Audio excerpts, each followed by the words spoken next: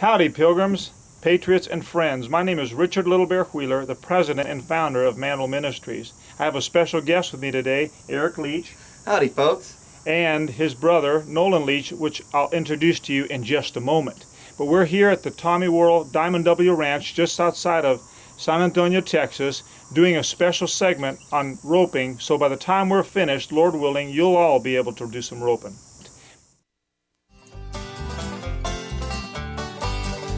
Explain, Eric, to us what it is that makes up a rope. Well, this rope here is a braided cotton. Now, the difference between this is it's braided as in it's all twisted together and intertwined, like, kind of like a girl's ponytail. A laid rope is just twisted together, and it looks kind of like a candy cane rather than something like this, kind of smooth. What's wrong with a laid rope for trick roping? Well, it's just too stiff, not pliable enough. Nolan and I have tried roping several times with laid ropes, and it doesn't work as well. And then when do you use a laid rope? We use it for calf roping, for roping steers, more of a working type rope. Okay. And then this is the eye or Honda, it's made by bending the end of the loop over, and it forms a little eye like that. And you can fasten it or bind it with anything handy, tape or wire. It usually works good. Or Nolan really likes the waxed cotton thread or waxed polyester thread. Okay. You can get from Tandy Leather Company or a saddle shop or something like that. It works really well. And from the eye, you take the tail, very end of the rope, and you run it through, and this forms your loop. And from your loop, and from the end of from the eye to where you hold onto the rope is called your spoke. So the spoke is what's the spoke again? From the eye to? From the eye to where you're holding on. Okay. So you want to pull it out. Yes. And then hold on. And how long do you want to make it? You want to make it about the length of your arm. So you stretch your arm out. Right. And then pull both together. Right. And that's a spoke. Yes. Now, why is that? Is that a good place to begin tricks with? That distance? Yes. So once you measure, then you bring your arm back to this place, your hand back to this place. Okay, that's a measurement basically. Right. Okay. You're just taking a measurement. And from the end of your spoke, where you're holding on, to the end of the rope is called the tail. Okay. And I guess those are the basic parts of the rope. Great. That's good. Thanks for sharing that. Oh. Howdy folks, I'm Nolan Leach. Came to help Little Bear show you how to do some tricks today. Let's get started.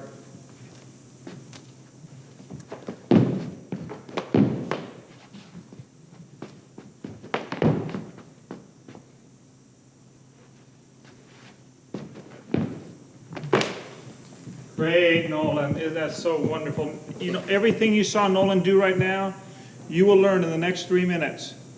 I'm only kidding. But you will be learning 3 basic ropes for your tricks. What are they? Well, the 3 basic tricks are first the flat loop, the body loop, and the flat around. Okay, let's get started.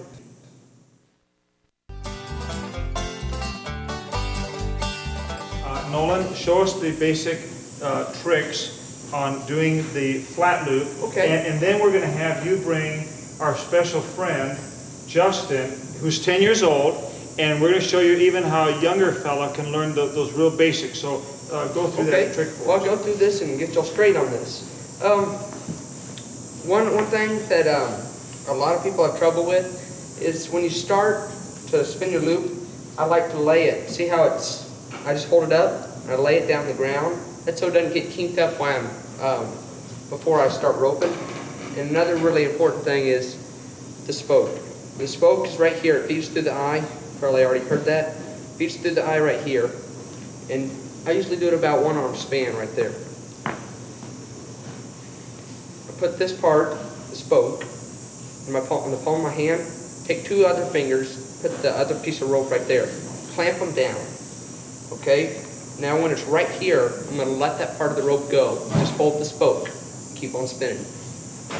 Just picture it as like a pot or something you're stirring, a big pot. See how round and everything is stirring? Stirring on the sides.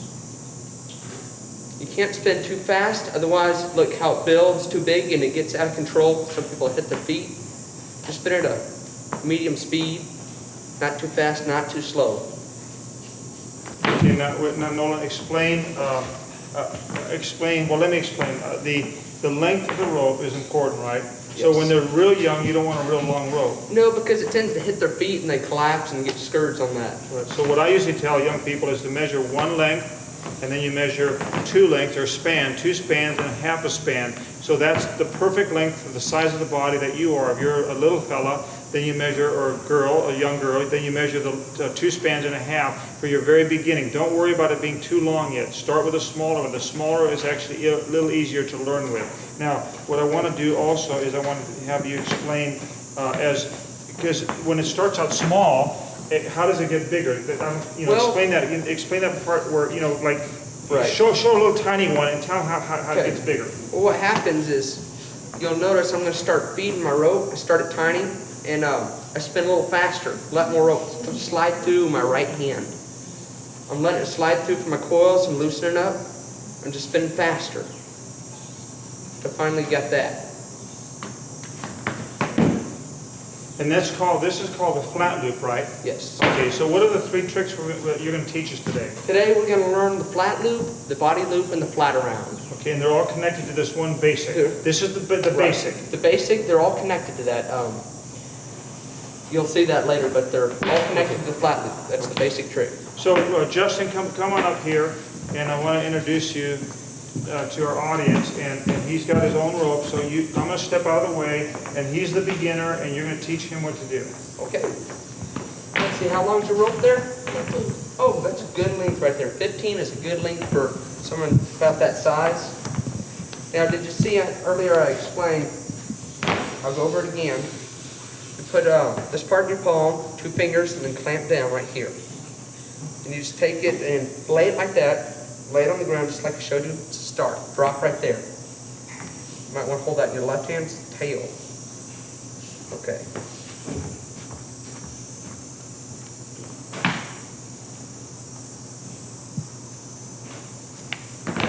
Okay, what you did that time is you grabbed the wrong piece of rope. Sometimes you gotta watch real close and make sure you grab the right piece of rope. Because you hold it like this. Here's what Justin did. He grabbed it like this. He didn't grab it like that. He had it laid like this, and he grabbed this part. That won't work. Okay, Justin, why don't you try it again? All right, make sure you grab the spoke to spin with, okay? And remember, spin round. Good. A little rounder, spin it more wide out and deliberate. Now, if they're kinky, explain why it's getting kinky. Why it was kinky is he wasn't twisting his fingers. You got to twist those fingers, just like this. That's how my finger's doing. Okay. What's a good practice to do that? How would you practice? How would you practice doing Just it? take a pencil and do it in a circle and twist it. Okay. It's going to give you good practice for that, and you'll know how to do it once you get a rope in your hand. But he did good. I think for the good. second time, it was great. That was great. That was real good. Let me move this out of the way. This way here. Okay, Justin, might try and start with a little small loop. Hold this one in your left hand. Good. All right, now Justin, I want you to spin wider. Make your arm go in a bigger circle. There, slower. Good job. Excellent. It's a good try. You did really good. We'll try it one more time. Okay, now let me show you something. Get all those kinks out. See these kinks forming right here? If I'm not, sometimes when it's really bad, you'll see me take the whole thing apart like that and shake it out. But when it's just a few kinks in there, just unravel them and lay it like this so it doesn't kink up. Look, if you hold it like this, it's going to kink up on you. Just lay it down on the ground and then start from there. Go. Just do a regular old flat loop. Good. Now slow down. Make it a little wider. Just keep it that speed. Good job, Justin. Great job. You got it. Keep your eye on the loop of the rope and not your fingers. Remember to turn the rope to avoid knotting. Do not hold the very end of the rope. but leave 2 to 4 inches past the end of your hand. Spin the rope in front of you parallel to the ground. Avoid letting the rope hit you or the ground.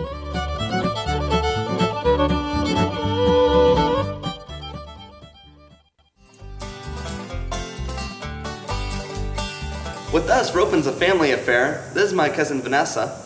And so Vanessa, I'm going to turn you over to Nolan, and he's going to teach you the body loop. Hey, how you doing today? Good. Okay, look, the first thing you need to do, just throw down the coil of rope. And something I need to explain is when you're going to do the body loop, take your 2 fingers like this. See, I hold this this part of the rope that you're holding in my right hand, right on the palm. And I put the other part right here. And these 2 fingers, put them together and put my thumb on top of them. Now what I'm going to do, I just take it like this around me, and I drop it right in front of my face, and I just keep spinning. Not too fast, but not too slow. Okay, now let's see you try and do that.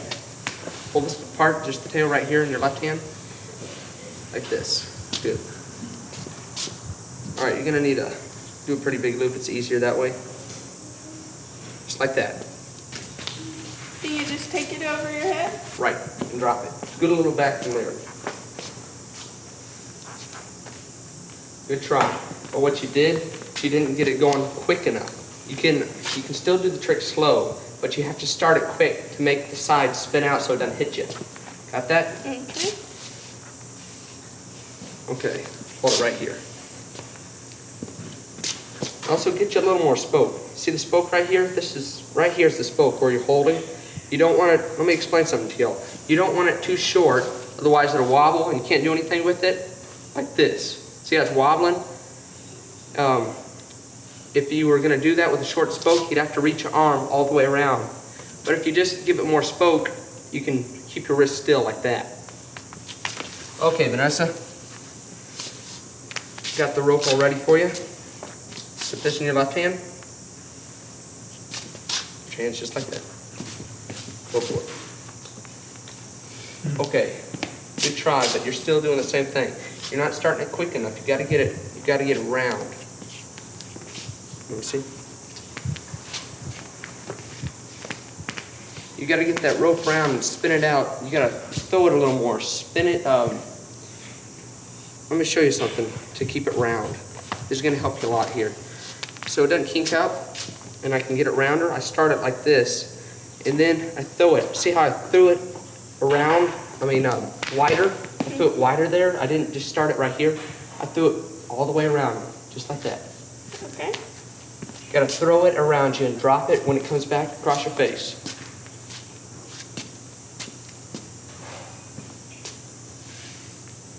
Hold it right here. You want it about 1 arm's length for your spoke. Okay. And then throw it.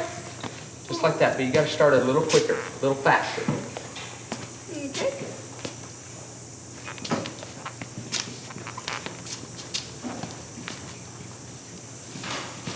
Okay. You don't want it too big, otherwise it flops a little more. You can't get it round enough. But you want it about this size to where it's not too close to you and it doesn't wobble. Okay, now remember what I told you. Start it a little quicker, a little faster. Okay. Good try, good try. Do I still need to be doing it faster or about that? You still need to be doing it more deliberate, Take it around your head, a little bit more like that. And to keep it from hitting you, you're gonna have to lean a little bit like this sometimes. Okay. Just follow with the rope. Good try. But you're getting your tail. See the tail right here? Your ropes? You're getting it hung. Hold your hand right down here by your belt and just spin it just like that. Okay. Hold the tail down there so you don't get hung up.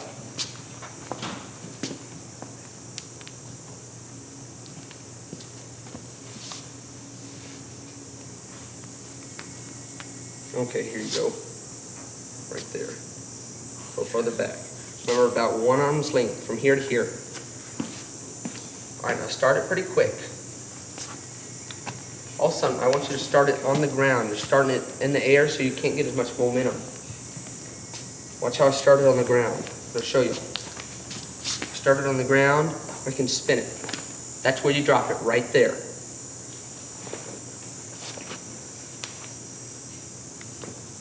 Okay, now start it, lay it on the ground, just like this. See that? Yes. Here you go. Now spin. Almost. Good try.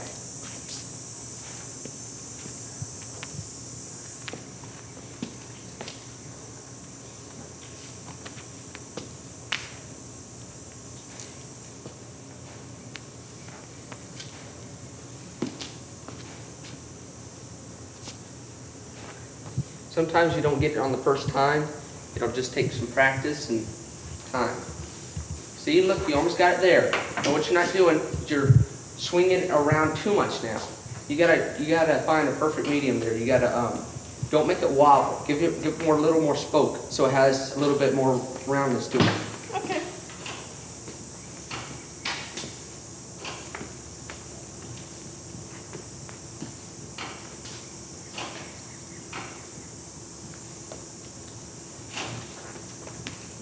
Good try. But you need to sling it up there a little more.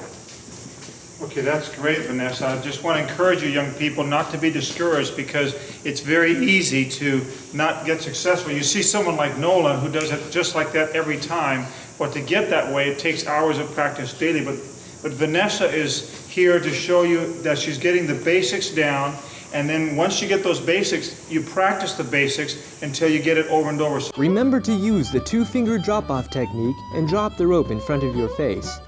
Use a medium-sized loop and spin gradually. Start with more force and spin deliberately to avoid getting tangled. Spoke is the key. Experiment with different spoke sizes to get this trick just right. Don't get discouraged, and practice, practice, practice.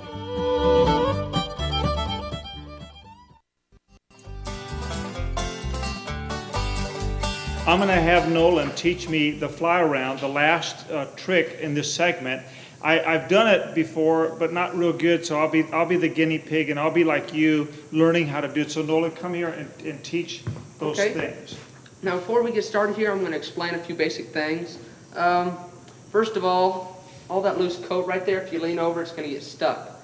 And if any of y'all kids have those big baggy Jinko jeans or something, that's no good, huh? That's the time to take them off and put on the tight shorts. Okay. Yeah, take off that coat and hat. That'll work. Let me move my rope here. Now You don't have to be tight like a mummy or anything, but just nice and... Okay, now the basic thing is, Little Bear, I already explained all the Hondo and I and everything, but you don't want it too big, otherwise when you take it around your back, it's going to slam into you, and you're going to lose it. There's 4 points in the flat around. So you power it up right here, and then you do one full rotation in front of you, one at the side, one at the back, and then you're back to one. 1, 2, 3, 4, 1. Okay? Now I'm going to explain that. I'm going to show you once, then I'll have Little Bear give it a shot. Okay. Power. 1, 2, 3, 4, 1, 2. See, like that. Now what some of the common things are that people mess up on is they won't give the loop a full rotation on the back. That's the hardest one to get. You have to really stick your hand out there to make sure you get a full rotation. Some people stick it just barely back here, but you got to really stick your hand, extend it as much as you can, get that full rotation. Okay. I'm going to show an example there. Sometimes what will happen is this. 1, 2, and then they'll start right there. Yeah, that's what I do wrong. Right. But I want you to get those 4 rotations, get them real deliberate. Make it a wide circle. Spin your hand in a wide circle. Okay, well I got the basic ones in front. Okay. And I think most people who are learning the flat loops and have that part, it's just around the back, the hard part. Right. So Around the back's toughest. okay, so get it going. And also something I'd suggest, whatever's easiest for you, but also it's good to start and go right into it. But since you already got it going, I must okay. keep trying. Make your loop slow, but make it round. Okay, now what he did that time is he didn't extend his hand far enough. He needs to extend that hand a little further and make sure he gets that one behind the back. Because if you don't get that one behind the back, it's going to get into you and you're going to lose the loop. What do you mean it gets into? It hits you close. Well, you got to reach your hand. Look, see how far I'm reaching it? Yeah. You got to really, you can't just hold it right here, otherwise the loop is going to hit you on your back. Okay. And then you'll lose it. It'll collapse it. Okay. Let me show you one more time. Okay. Okay. Well, watch how far I extend my hand. I'm going to turn sideways here. See that hand extended and doesn't even come anywhere close to me? That's how I want you doing it. Okay, give it a shot.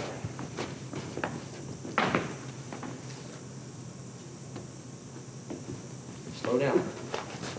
There. Now pull. See right there, we lost it. We got over that problem there, but now we got another one. What he did. Thanks, a lot of problems. Well, he had too long to I was spoke. always a problem kid growing up. You know? He had too long to spoke right here. What I want you to do is see the left hand right here. You're going to lose it if you keep it like that. If you do what now? Pull your left hand. Okay. Got that? When you're starting to lose it and your spokes get too long. Remember the spoke leads to the eye. You got to pull your left hand just like So that. you slide your left hand Right. back. And what does that do now? That brings your loop Well, back it to just you. gets your hand closer to it. That's the only way you can get it bigger and recover it. Now this one you should start big, right? You should start like a little Start bit. big. Yeah. Start big. Okay. And then start just kind of going it right away. Yes. All right, slow down. Slow down. Do it rounder. Bigger circle. Oops, I went too slow. Do it a little smaller. Yeah. A little smaller. Okay, let's try that Do again. it more rounder. Do it rounder circles. Look how my hands going really round. Okay. See that? All right, now slow down. But do round. Give it more spoke. More spoke. Oops. Now you gotta get behind that back. Oops. Good. Good. Now, see Yeah, I what he saved did? it. All right, I saved that. That's great. See what he did? Is he was losing it, but Yeah. he pulled I that pulled that left hand up. That's Do the it first right time. hand. That's the first time I ever did that. That's neat. Usually it's hard to do that left hand. Right. And the reason why I'm going fast, young people, is because the way I learn roping, if I start to lose it, I just pick up my speed and get control of it again. And I'm hanging on. Nolan's teaching me to hang on to my left hand so that I can pull it. Otherwise, you can do it with one hand. I mean, Nolan's good enough to do it with just his right arm, and I'll show you the disadvantage of that in a minute. Good. Did I cheat by jumping out of the way? You're No, probably not you supposed to can do do that. that. It's good for learning. Okay. Once you get more advanced on that, then you'll take it behind your back. You won't hit your Right. back. Now with one hand, the problem is as you go around And you and can it goes out there, you can't pull you it. can't pull your left hand through your right hand. You might want to practice with two hands to begin with, so you can pull it to bring the loop towards you. But if you get good eventually, you just do it with one hand. Show them both one hand and two hands. Okay. Can I see that rope is a little shorter? It's better for one hand. Now it's all tangled up, so watch what Nola has to do. Okay, when it's this tangled up, what I'd usually do, this is a common thing once you're learning, just undo the whole thing and shake it out. That's all you got to do. Gonna feed it back through. Just poke it through. Okay. Now what's also easier, I've heard someone say this before, start right into the flat around. It gives you momentum to go around. It gives you momentum to get around yourself. Now he's doing single-handed right now. See, in one hand. See how I started into it too? I mean, I didn't sit here and spin. Yeah. It's going to help you a lot if you just start right into it. Start the flat loop in front of you and spin one full rotation to the side. Use a slow and round loop. Extend your hand behind your back and be sure to include all 4 rotations of the rope.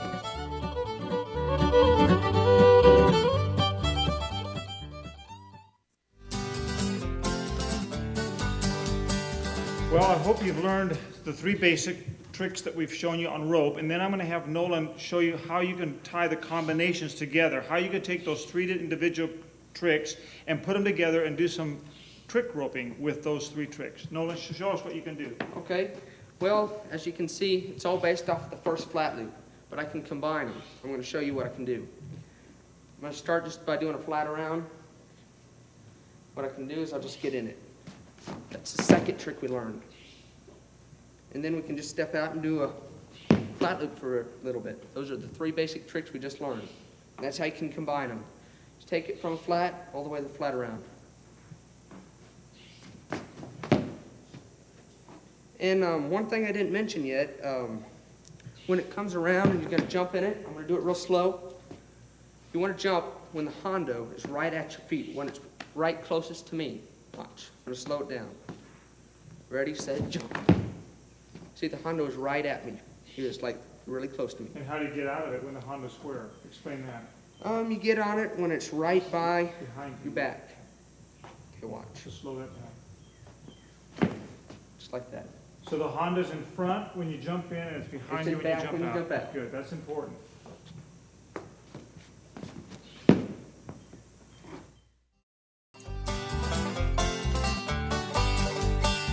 And our last and final segment, and the most important, you can learn all the roping that you've learned and continue to learn, but unless you learn this lesson, it's really in vain. So as you know, Little Bear style, he likes to end with a devotion in everything he does. So I'd like to tell you a devotion about sin and tie roping into sin, and Nolan and I will work together on this segment. Because when you sin, it's as if it's the devil that has roped you, and unless you know what to do, you'll be in big trouble, as we'll see right now.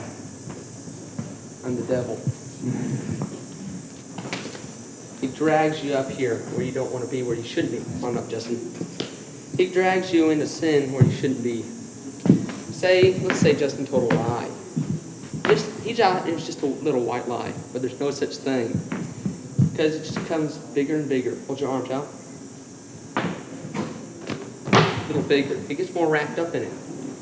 Starts getting him captive to where he can't serve God anymore. Gets another. Even gets another. And he just keeps doing the same things, and they become more natural to him. All right, Justin, put your arms together like this. Face everybody. Face. Finally, he starts getting the important stuff tied together. And you can't serve God if he's tied up, can he? What kind of sins is he getting? I mean, what causes these sins? Oh, let's say what's he doing? Like lies, and he could be stealing, all that kind of stuff. But here's the more important stuff. Maybe he starts with stealing a pencil at school or something. When he grows up, he might get so wrapped up he can steal a car or something. Here, face me, Justin. Lift your left leg up. This is really important. Lift your left leg up. It's important here because he can't go anywhere with his feet to serve God. Put your feet together and lift them both up. You can't do that? Okay. We'll say jump. Good. 1, 2, 3, jump. Now let me explain something right here. This is a good point. Now, you see, the sin starts small. That's what you're saying. It was one rope around the arm. You got away with a little thing, like a little pencil, kind of a steal or a little lie. And then as you keep going, you get more wrapped up, right? And it becomes more natural, and you just keep going. You can't stop. And you think in this way you don't recognize that you're getting wrapped up because it's a little at a time. Because you get calloused and it gets easy. You don't see. Your eyes get blinded. Right, and the Bible calls it your conscience is being seared. Your conscience is being seared. You don't really realize it. Okay, keep going. And wrap you up again. It's more involved in it. Ready? Jump. Ready? Jump. And the nice thing about the devil, he knows when you're going to jump. You know, he doesn't have to tell you to jump. He knows us so well. He knows our weaknesses, and he gets us just when we make that jump, and he puts another coil around you in sin. Good. All right, step back a little bit. Ready? Jump. This may take years. It doesn't happen overnight. Jump. It just goes on and on. Ready, set, jump. Good. He looks pretty bad now. He's in pretty sad shape now. He can't stop it by himself. You remember the devil, Nolan, in Luke chapter 4 where he tried to tempt Jesus? He talked about the temptations. He said, if you do these things and bow down and worship me, that's what the devil was trying to do to Jesus, trying to rope him up. He said he'd give him all the riches and everything, and it looked pretty good. Right. But he could see through that. Mm-hmm. He knew that wasn't right. And the Bible tells me in Galatians chapter 5, verse 1, it tells us not to be bound with the yoke of bondage, that Jesus has set us free, that we no longer need to be bound. So you're choosing to be bound when you sin. You can't say, well, God, the devil made me do it, or I couldn't help myself. No, it's a choice that we make in life. We choose the walk that we want to walk. Now, he's bound up pretty bad. Another thing I thought of Sergeant York. Sergeant Alvin York said, sin is like rain. It hits little drops on the top of a hill, but by the time it continues, it makes a big gully. And that's what happened here. It started with one loop, and by the time it's finished, he's pretty much had. In fact, he could just fall over. See, there's nothing he can do about it. I could just totally take advantage of him. I could just drag him around the place. He's just a nothing. I mean, he's totally bound up. Poor guy, just as terrible. Now, if he was smart and a Christian, what do you think he would do? He'd cry out to the Lord, and what would you say, Justin? What would you tell the Lord? Help. Amen. That's a big word, help. It says confess your sin. So as soon as he does help, the Lord comes along like Nolan is. And unties that knot. Loosen up your hands. And that's what the Lord does. As we confess our sins, he's faithful and just to forgive us, cleanse us from all unrighteousness, and set the captives free. The scripture says, whom the Son of Man shall set free, he shall be free indeed. And I trust all of you are free in Christ Jesus.